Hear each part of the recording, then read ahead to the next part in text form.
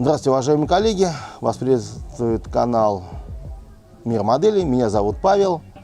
Сегодня мы вас познакомим с очень интересной новинкой. Это у нас модель самолета 48 масштабе от компании Tamiya. Вот такой вот очень интересный и известный самолет. Многие с ним очень хорошо знакомы. В Санкт-Петербурге я знаю большое количество людей, которые очень любят палубную авиацию. Я думаю, что это, несомненно, очень большой подарок. Ну, так сказать, подарок.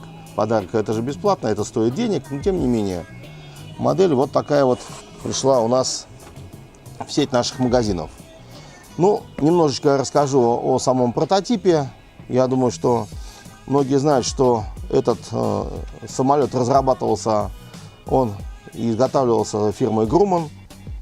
Значит, он делался на замену палубному истребителю Phantom 2. Вот. Он проектировался как дальний перехватчик. Значит, его задачей было это сопровождение авианосных ударных групп и на большом удалении от них перехват различных опасных, допустим, таких целей, как советский Ту-16. Тогда появились советские самолеты Ту-16 с ракетой воздушного базирования, начиненные ядерной боевой частью. И тогда вот возникла концепция дальнего перехвата. Именно под эту концепцию дальнего перехвата данный самолет и создавался. То есть у него очень мощная система вооружения. К нему можно применить множество таких эпитетов, как первый, впервые. Это первый самолет палубный самолет с крылом изменяемой стреловидности. Это первый самолет, который имеет фазированную антенную решетку. У него впервые использовались ракеты очень дальнего перехвата, порядка 180 километров, так называемые ракеты АИМ-54 «Феникс». Ну, в общем, очень много здесь всего. Первый. У него очень оригинальная система была движений диффузоров сопла на таких рельсовых направляющих. Очень сложная система. Очень много всего здесь можно выяснить. Ну, это первый самолет, на котором летал единственный в истории ВМФ, первый летчик-истребитель Кара Ревлон Халдгрин. Даже можете посмотреть в сети, есть замечательный, очень грустный клип, посвященный тому, как она летала в составе, по-моему, если я не ошибаюсь, по-моему, Black Lions. Это была эскадрилья, она летала и, к сожалению, погибла. При заходе ночью на авианосец ее самолет сорвался в штопор. Вот. Что еще хотелось бы сказать? Ну, многие, конечно, знают данную машину и познакомились, как и я, в частности, с ним. Это был очень известный фильм «Топ Ган». В главной роли исполнял Том Круз. Ну вот, там, конечно, немножко все завернуто по-другому. Там F-14 представлен как самолет, непосредственно воюющий на вертикалях, на горизонталях, именно самолет маневренного перехвата. Но на самом деле самолет таковым не являлся, это самолет дальнего, так сказать, радиуса действия. То есть они взлетали парами с авианосца, улетали на расстоянии 850 морских миль и патрулировали пары в определенном районе. Потом возвращались на смену, и им возвращалась другая пара. И так было постоянное боевое дежурство в районе проведения каких-нибудь операций. Самолет боевой, он принимал участие в боевых действиях, все вот эти бури в пустыне, в Иракской войне. Он поставлялся, единственный самолет на экспорт поставлялся, несколько, по-моему, 78 единиц поставлялся Ирану. Вот, когда они с ним еще дружили, не сейчас, когда они с ним воюют. Ну, вот, тем не менее. И самолет где-то с 1974 года по 2006 стоял на вооружении в ВМФ США. Причем самое интересное, что как у них принято, что самолеты более старые, они потом переводятся в КМП, ну это корпус морской пехоты США. Так вот, и так называемые на них летают мариносы, морские пехотинцы. Нет, вот такого не было. Самолет был именно в составе флота, базировался на авианосцах. Как правило, не использовался с баз. Было построено порядка 700 штук. Ну, начало эксплуатации выявило очень много недостатков. Был недостаточно сильный двигатель, очень много было аварий. Ну и в течение всего срока эксплуатации порядка 160 машин было потеряно. Ну, в дальнейшем здесь у нас представлена модификация F14A. Это самое многочисленное семейство F14, так называемых, ну, как они называются, томкаты или котяры их называют. Большим преимуществом было то, что самолет имел большую дальность полета, мог довольно-таки долго висеть в воздухе. Это непосредственно нравилось и флоту, и летчикам. Ну, был недостаточно тяговооружен, как я уже говорил, недостаточно слабенький двигатель был для массы, по-моему, 36 тонн взлетная у него масса, это довольно-таки существенно. Поскольку самолет имел крыло изменяемой стреловидности, когда он самолет крылья складывал, то он в этом же положении, в таком убирался в подпалубное пространство, в так называемый подпалубный ангар. То есть самолету не приходилось надламывать консоли, вот, и поэтому, в принципе, довольно-таки он неплохо в этом плане помещался, хотя, конечно, машина, безусловно, большая. Вот, ну, еще раз говорю, что потом в дальнейшем на базе F14A был модификация F14B, и потом уже в конце уже поставили, наконец-то, новый, более мощный двигатель. Характеристики самолета поднялись вверх на достаточно довольно-таки высокий уровень. И самолет F14D всего было в чистом виде поставлено не больше, чем, по-моему, 30 или 38 единиц, а в основном они переделались из F14A. Вот, нужно смотреть, когда вы будете собирать эту модель, конечно, сверяться прежде всего по фотографиям реальных прототипов. Ну, вот это то, что я хотел сказать по истории данной машины. Мне самому она безумно нравится, поэтому то, что я обычно текст учу и зубрю, здесь я говорю на память, потому что это моя тема. Так, ну вот, коллеги, давайте-ка мы рассмотрим внимательно коробку. Ну, смотрим, что вот здесь у нас изображен F14A. Здесь знаменитые окраски 84-й эскадрильи ВМФ США с борта авианосца «Нимец». Это у нас 84-й эскадра, это Джули Роджерс. Вот здесь также показано. Вот. Ну, всегда, что фантомы, что томкаты очень любят именно раскраску Джули Роджерс. Вот здесь вот еще показано два варианта. Это вторая эскадрилья ВФ-2, это Wolfpack. И, нет, не Wolfpack, Bounty Hunters, извиняюсь, перепутал. И тот самый самолет, который поставлялся в ВВС Ирака. Вот. Ну, теперь поближе рассмотрим то, что у нас находится внутри. Ну, скажу честно, я провел небольшую работу и освободил литники из полиэтиленовой упаковки, потому что многие коллеги жалуются, что я не показываю литники, в частности, на них не видно утяженное. Ну, смотреть утяженное на фирме Tamiya — это просто преступление, поэтому давайте посмотрим, что здесь есть. Ну, для начала давайте мы опять же немножко, сейчас я все чуть-чуть здесь перекопаю, ознакомлю вас с тем, что мы знакомим всегда с самого начала. Значит, мы немножко вот так вот в сторону. Вот, ну, здесь, понятно, это инструкция по сборке. Это в виде такой вот книжицы, где показана поэтапность сборочного процесса. Вот. Также дана вот такая вот красивая. Здесь у нас, опять же, VF-84, Джули Роджерс, Нимец. И, естественно, если, как я уже говорил, что если номер имеет 200-й, допустим, то, естественно, это командирская машина. Она может быть немножко с другим хвостом, изображением и так далее. Ну, а здесь вот ВФ-2 и самолет, который находится на вооружении, находился, сейчас вот я не знаю, ну, ВВС Ирака. Так, это мы откладываем в сторону. Значит, здесь у нас еще есть вот такая дополнительная бумажка, на которой, кстати, вот здесь вот очень интересно. И, во-первых, показано, на какой угол у них фиксированно могли раздвигаться крылья, то есть какая стреловидность. Здесь даны варианты подвесок с использованием как ракет, так и бомб, потому что поздние F-14A, они привлекались одним из первых бурь в пустыне. Вот, здесь также указан значит, бомбы, здесь которых в наборе нету. Это можно приобрести отдельно. Здесь у нас представлено вооружение. Мы чуть-чуть дойдем дольше. Чуть попозже я вас немножко в это еще просвещу. Вот. Ну, здесь, понятно, здесь тоже все это дано. Только здесь это дано на великом могучем японском языке. Здесь на великом могучем английском языке. Ну, на великом могучем русском, к сожалению, нету. Значит, дана декаль. По просьбе коллег я специально достаю вот это вот декаль с соответствующими.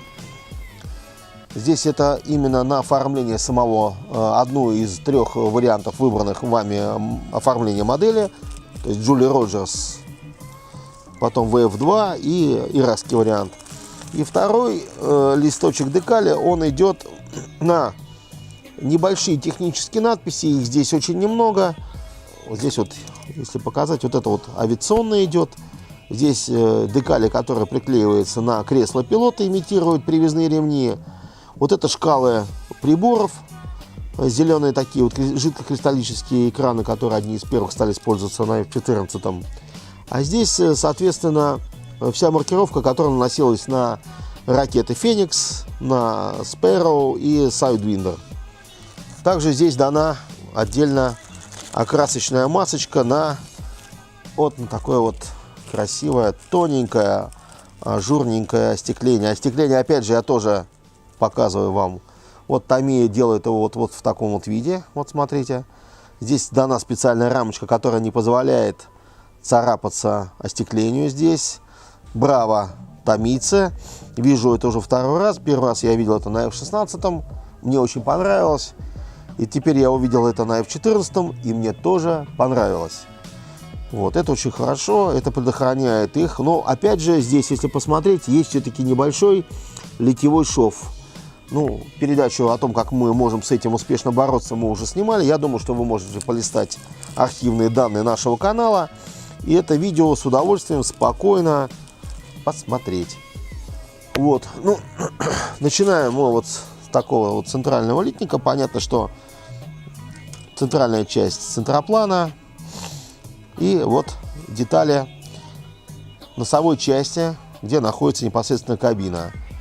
Вот, опять же, предусматривает компания, самая Tamiya предусматривает именно открытые вот эти вот планки, на которые наступают пилоты перед тем, как залезают. Традиционно заказчик, именно ВМФ, требует от компаний, которые поставляют самолеты именно ВМФ США, что одним обязательным условием является специальная лесенка или устройство, которое позволяет, облегчает пилотам подниматься на борт самолета. Если вы помните, всякие F-16, F-15 и прочие самолеты, они все требуют обязательно специальных лесенок для того, чтобы пилот мог подняться в кабину. Здесь же специально откидывается, летчик встает сюда, потом либо оператор встает сюда, пилот непосредственно встает сюда и вот. Значит, что хотел бы отметить, вот я собирал до этого модель самолета F-14 от компании Hasegawa. Вот Tamiya не дала, вот здесь вот задняя часть, если вы хорошо видите, здесь есть такое так называемое тормозное устройство, которое вот так вот поднимается при резком сбросе, так сказать, аэродинамический тормоз. Вот тут ласт так называемый, он вверх, и нижняя часть вот здесь вот она здесь вот на второй части, вот здесь снизу. У Hasegawa вот это все вырезано и позволяет сделать в открытом положении. Здесь же томийцы упростили это все здесь в убранном состоянии. Так что вот так вот. Вот таким вот образом. Так, это вот я заодно вот стал показывать вам нижнюю часть фюзеляжа. Самолет широкий, двухдвигательный, с большим расположением, ковшовые воздухозаборники. Вот. Так, это у нас элементы кабины. Пол кабины. Естественно, пол кабины является элементом, на который вешается ниша шасси. Здесь они сделали так же, как и товарищи из компании Hasegawa. Крюк тормозной, ну, тормозной гак. Так он правильно и называется. Боковые панели. Ну, сейчас пока еще рано говорить, но я думаю, что в ближайшее время появится огромное количество дополнительного aftermarket. Вот, я думаю, что это не заставит себя ждать. Вот как раз элементы передней стойки шасси. Все здесь аккуратно пролито, никаких вот толкателей. Ну, есть вот где-то вот небольшие толкатели, но как раз без утяжен, без всего. Ну, тут понятно, что Tamiya это, как это не банально звучит, и в Африке Tamiya. Ну, вот. Вот тут элементы двигателя. Вот. Здесь вот двигатели здесь более ранние, короткие, так называемые. Вот с характерным, я уже говорил, что по салазкам выезжали вот эти вот части, так сказать, в форсажном варианте. Вот, поэтому надо смотреть. Очень часто именно на томкатах встречается так, что одна створка была сужена, вторая раскрыта. Было связано это с системой запуска сначала левого, потом правого двигателя. Поэтому это нужно сделать по фотографиям. Было и так, надо смотреть. Вот, вот передняя часть. Вот.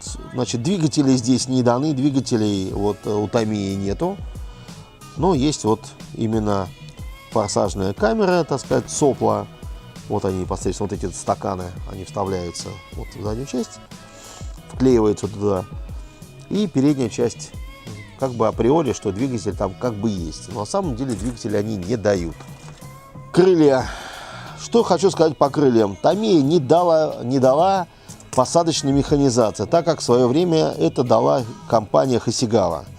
Я уже несколько раз уже намекнул, но дело в том, что потому что большинство, я в том числе в свое время когда-то собирал Hasegawa, поэтому имею, так сказать, в голове образ Hasegawa. Ну, тут же, опять же, смотрите, вот эти зубчатые вещи, они вставляются одни в другие и позволяют, двигая крыло, соответственно, крыло, которое находится с той стороны, оно будет, естественно, выдвигаться на тот же угол.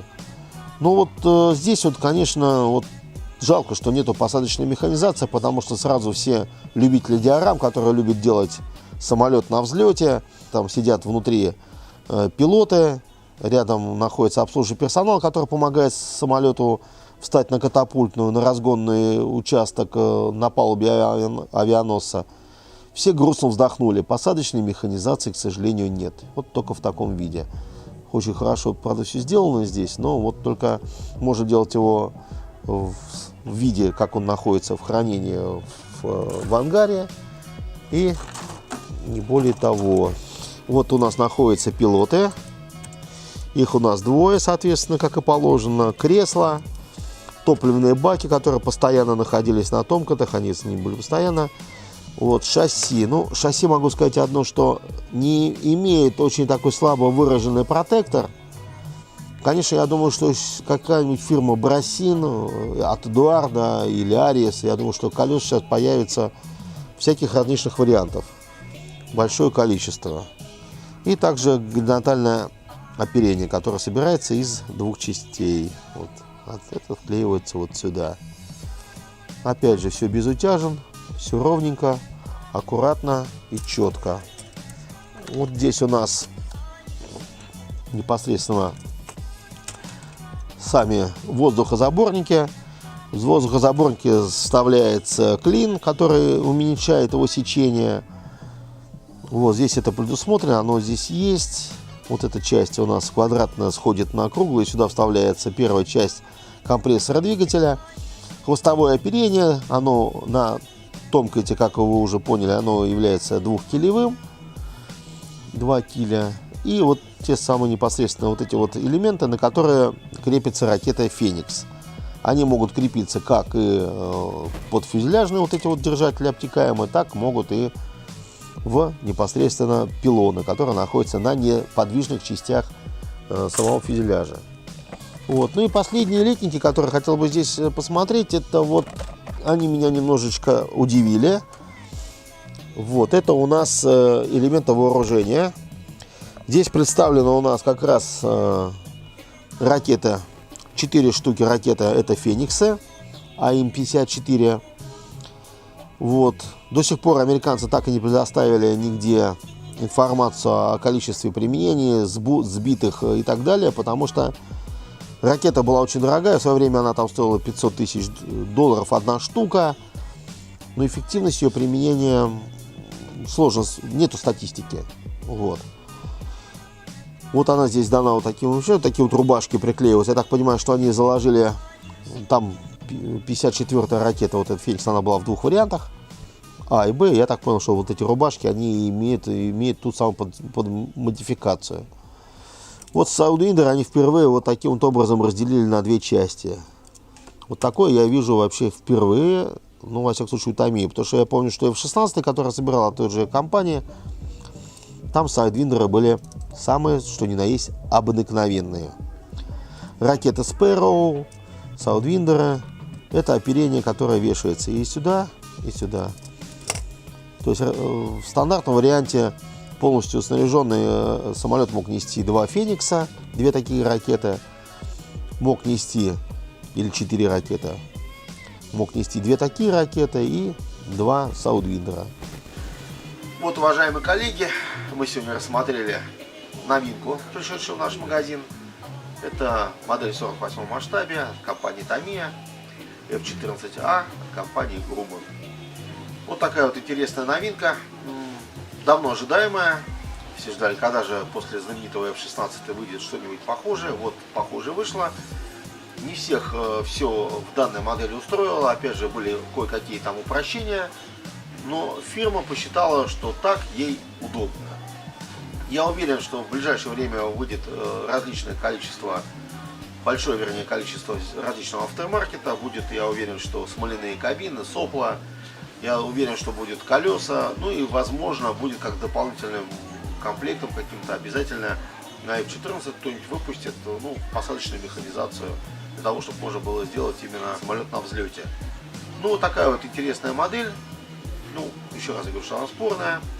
Ну, а вам, коллеги, хочу вас заранее предупредить, что в одной из ближайших передач мы посравниваем именно F-14A от Tamiya, новую модель, ну, со знаменитыми F-14A от компании Hasegawa. Попробуем найти F-14 от компании Hobby Boss и посравниваем их прямо литники, что, где, чего. И я думаю, что это сориентирует вас, какая у вас модель больше всего будет вам по плечу, интереснее собирать. С вами был Мир Модели, меня зовут Павел. До новых встреч!